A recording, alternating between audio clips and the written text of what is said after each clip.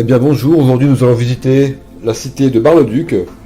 C'est la préfecture de la Meuse, département situé dans l'est de la France.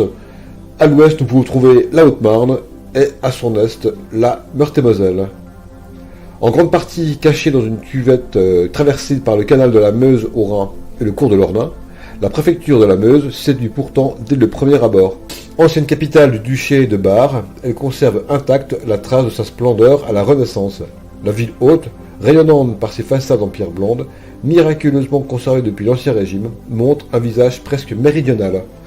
Ajoutons à la très prisée confiture de groseille épinée à la plume d'oie, péché mignon d'Alfred Hitchcock à l'époque, et le transit de Ligier Richier, chef-d'œuvre saisissant de la sculpture de la Renaissance, pour en faire une étape incontournable en Lorraine. Nous commencerons déjà par visiter la ville basse, où nous découvrirons l'église Notre-Dame, la roue du Bourg, la place de la Couronne, le collège Gilles de Trèves. Enfin, nous passerons juste devant. Ensuite, nous arriverons au niveau de la ville haute, l'église de Saint-Étienne. Nous découvrirons aussi un pressoir seigneurial de Combles-en-Barrois, qui date du XVIIe siècle, l'hôtel de Salmes, la place Saint-Èvre, la tour de l'horloge, la place de la Fontaine, et nous finirons par le musée barrois. Bon, ben c'est parti. Bonne visite.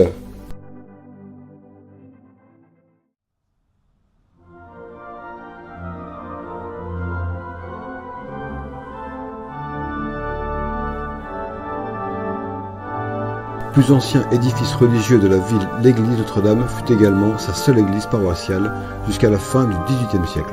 Remaniée à plusieurs reprises, elle était pourvue d'une flèche incendiée par la foudre en 1619. Une nouvelle tour surmontée sur le dôme fut édifiée à partir de 1728.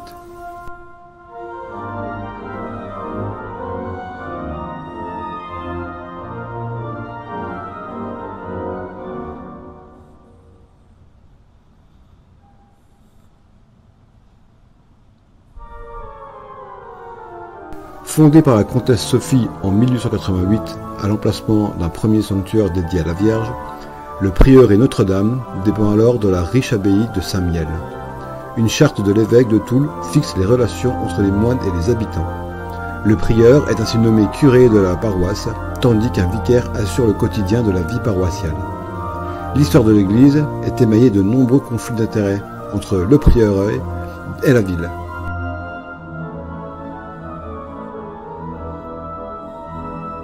À la Révolution française, le bâtiment est transformé en temple de la raison avant de retrouver sa vocation première en 1802.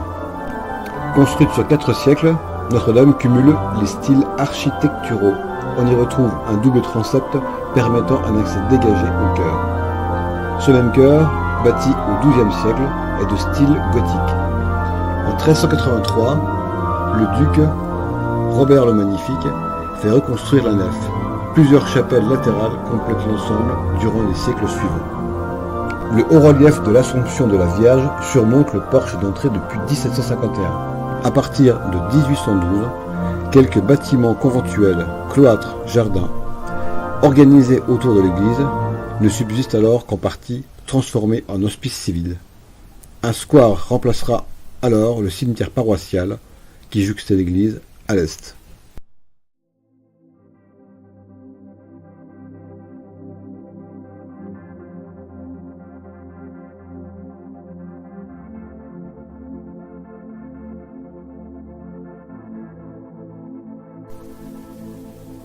Suite à l'église Notre-Dame, nous continuons notre chemin, direction la rue Bar-la-Ville.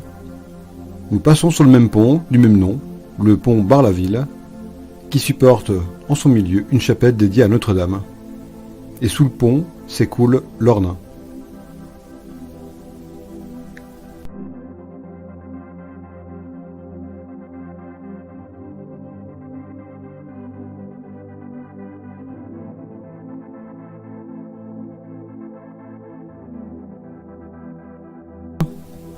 Nous arrivons ensuite rue du Bourg. Le bourg dans la ville basse était le quartier des hommes d'affaires de Bar, mais aussi de l'aristocratie, qui s'y installa à partir de la fin du XVIe siècle. À l'angle de la rue Maginot, un monument représente un enfant et un vélocipède. Il rend hommage à Pierre Michaud, natif de Bar-le-Duc, et à son fils Ernest. En mars 1861 à Paris, Ernest invente le vélocipède à pédales sur les conseils de son père. La rue du Bourg fut l'une des plus élégantes de Bar-le-Duc, comme en témoignent ses riches façades. Au numéro 26, la maison dite des Deux Barbeaux, 1618, présente des fenêtres décorées de sirènes engainées.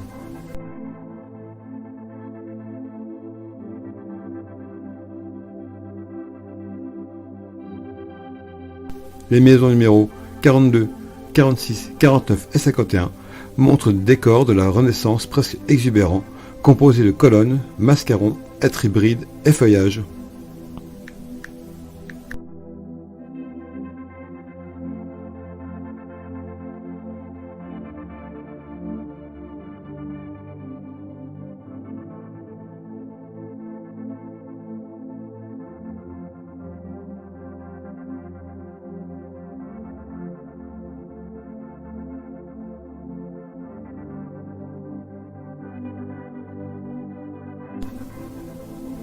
Nous arrivons ensuite place de la Couronne, la porte que vous pouvez apercevoir, elle est ornée de pilastres et de pot-à-feu, et c'est l'une des trois qui fermait le quartier fortifié du bourg. Elle fut reconstruite en 1751 par Louis Humbert. Ensuite, par la droite, là nous montons la rue Gilles de Trèves, qui nous amène directement au collège Gilles de Trèves. Et tout en haut de la côte, nous arriverons à la ville haute.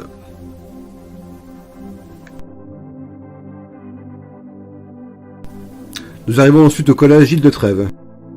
Construite par le doyen de la collégiale Saint-Max pour instruire les jeunes du Barrois, l'architecture du bâtiment est typique du style lorrain du XVIe siècle, influencée par l'art et la technique de la Renaissance. Organisé autour d'une cour délimitée par une galerie, il se caractérise par son volume simple, sa toiture discrète mais haute et la régularité des ouvertures sur les hautes façades ornées dont les principales richesses sont dissimulées dans la cour.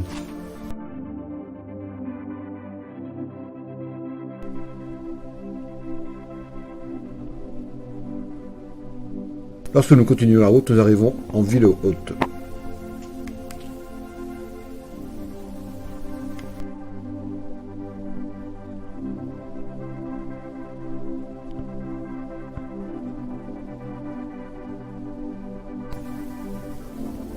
Voilà, donc nous arrivons en ville haute.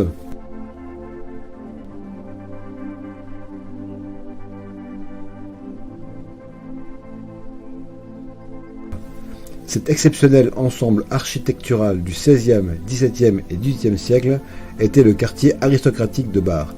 Il naquit de la volonté des ducs de Bar de voir s'installer les nobles autour du château ducal. Derrière les façades ornées des hôtels particuliers, les demeures sont souvent composées d'un logis seigneurial, d'une cour et d'un autre bâtiment pour les serviteurs.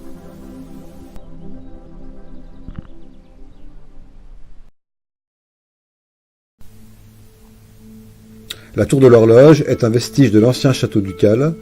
Elle a été sauvée de la destruction ordonnée par le roi de France en 1670, grâce à son caractère d'utilité publique. Le cadran a été restauré en 1994, à l'identique de celui du XIVe siècle. La tour échappe au démantèlement de 1670 du fait de son utilité. Seuls ses soubassements remontent du XIIe siècle. L'édifice avait déjà subi des modifications dans sa partie supérieure après les incendies de 1500 et de 1639. Sa toiture est à nouveau restaurée après un nouveau sinistre survenu en 1940.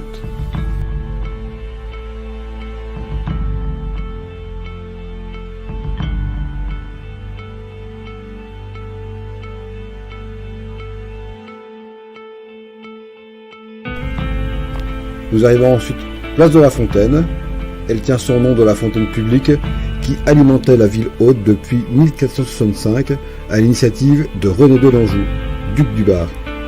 Elle est à cette époque alimentée par une induction en troncs de bois évidés, système inspiré de l'Italie. Dans cette rue étroite, qui est la rue Chavet, qui relie les places de la Halle et de la Fontaine, deux maisons se distinguent par leur ancienneté. Les cordons torsadés qui courent sur la façade et sur les toits témoignent du passage de l'architecture gothique à la Renaissance.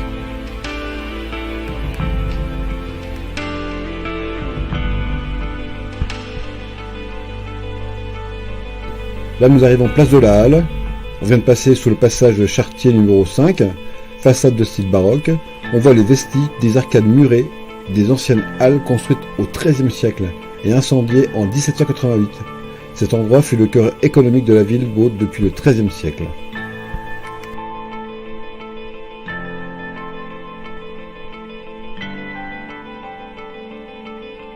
Nous arrivons ensuite place Saint-Pierre, une jolie place dominée par l'élégante façade de l'église Saint-Étienne et bordée de maisons de différentes époques.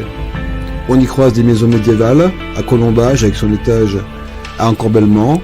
On y croise aussi l'hôtel de Florinville, actuel palais de justice, avec une façade Renaissance. Et par exemple, au niveau 27, début XVIIe siècle, cette maison est ornée d'un décor classique et caractéristique de l'architecture parisienne, colonnes, fenêtres et frontons à volutes.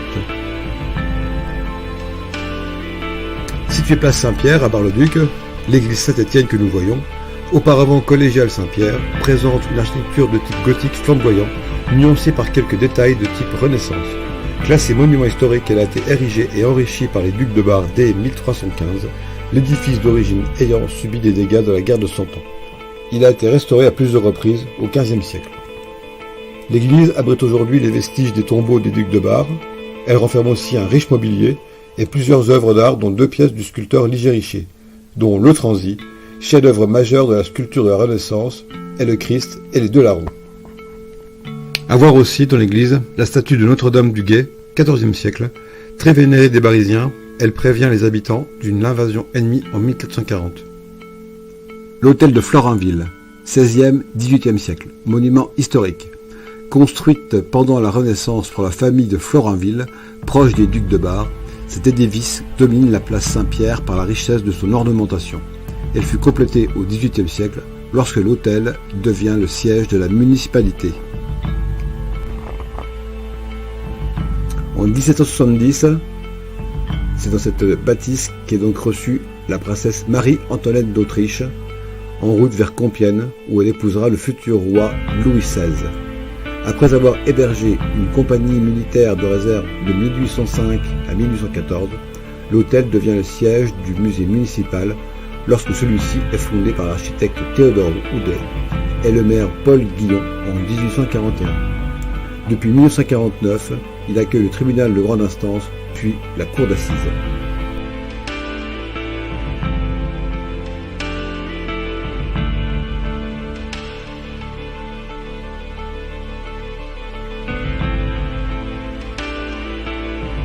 Comme l'indique une inscription sur le portail de la cour, l'hôtel est construit en 1716 sur les vestiges d'une ancienne demeure bâtie par la famille de Salm, dont il a gardé le nom.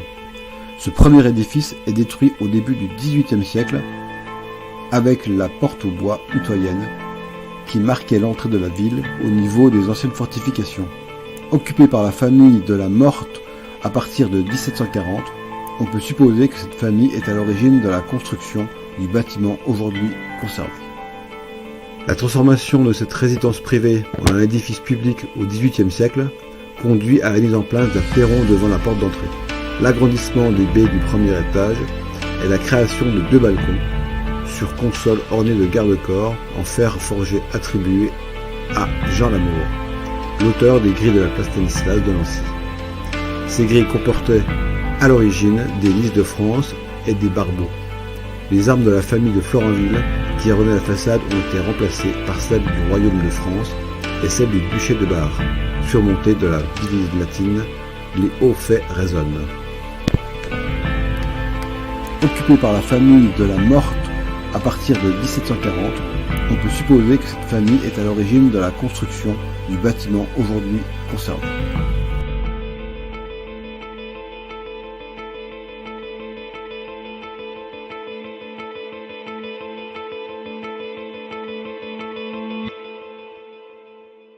Le pressoir seigneurial de Combles-en-Barrois fut acquis en 1970 par l'Office de tourisme de Bar-le-Duc et installé en 1977 rue des Ducs.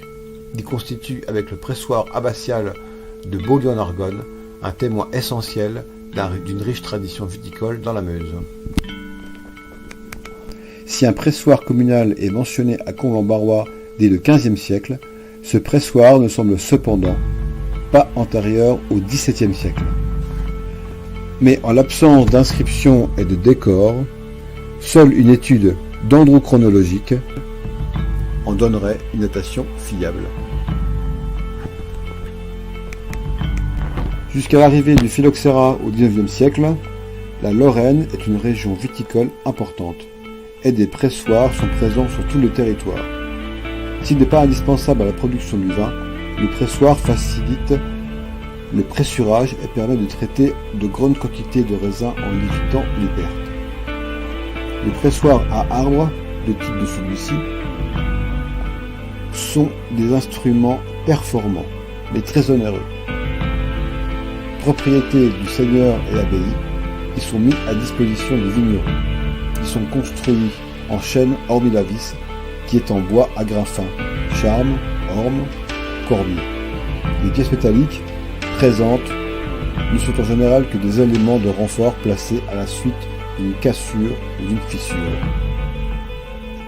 Le pressoir est composé d'un arbre mobile, le plus souvent résultat d'un assemblage de poutres saturées, par des poupées. Supportés par deux portiques, les jumelles, la fausse jumelle, ces arbres munis d'un contrepoids est actionné à l'aide de la vis située à son extrémité. Le pain est tout d'abord constitué, le raisin est étalé en plusieurs lits sur la maie, chaque lit étant tapissé de paille. Le pain est recouvert de nattes, puis de madriers. L'arbre est élevé afin de dégager le bouillier. Ainsi libéré de ses supports, l'arbre pèse sur le pain. La manœuvre de la vis placée en son extrémité accentue la pression. Le jus de raisin s'écoule dans une cuve de pierre munie d'un panier à claire-voie en osier destiné à retenir des parties ligneuses des grappes. Après 12 à 24 heures de pressurage, selon la maturité du raisin, l'effort de presse est augmenté en glissant une ou deux traverses dans les mortaises des jumelles. Une fois l'arbre relevé, l'aiguille est replacée et le pain enlevé. Ce dernier peut alors distiller pour obtenir le marc. En une seule cuvée sont ainsi pressés entre 4400 et 5500 litres de vin. Ce fort rendement compense le coût élevé d'un pressoir à arbre qui nécessite de grandes pièces de bois et 5 ou 6 hommes pour le manœuvrer.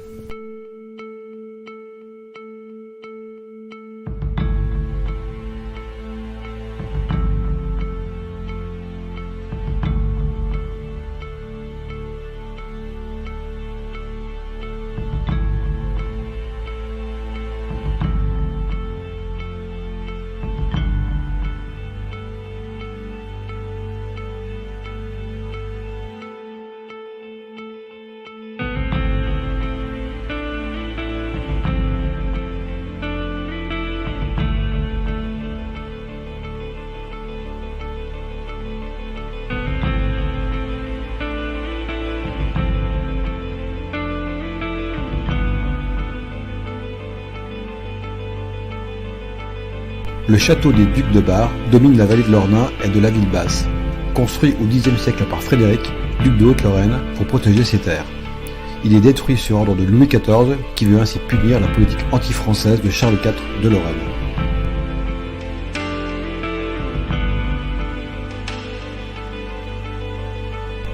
Le château est réédifié à partir de 1567 par le duc Charles III. Le charmant musée barrois prend ainsi appui sur les bâtiments de l'ancienne chambre des comptes de 1523 et sur la salle du trésor des Chartes, érigée à la fin du XVe siècle par René de Donjou.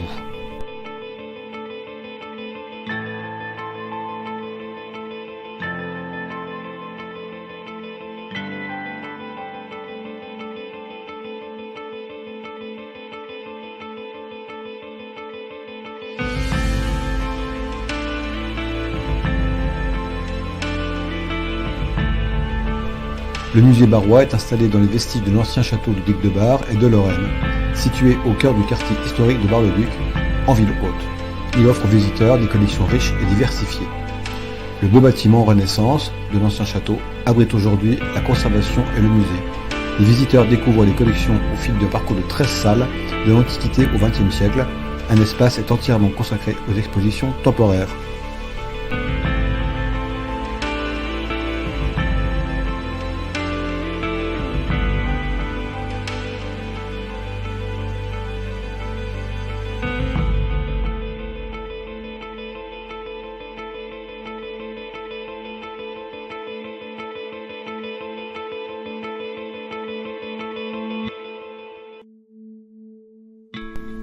Devant le château, une vaste esplanade dégagée à partir de 1794, lors de la démolition de la collégiale Saint-Max, offre de beaux points de vue sur la ville basse, dont les vestiges des fortifications du château, comme la grande porte romane.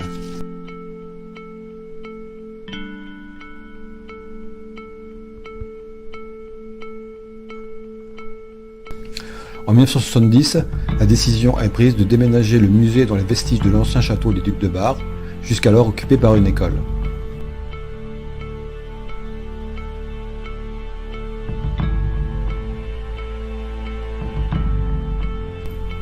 La visite du musée se termine à l'extérieur où quelques sculptures du 19e et 20e siècle agrémentent les jardins. La promenade peut s'achever sur l'esplanade qui ménage une belle vue sur toute la ville de Bar-le-Duc.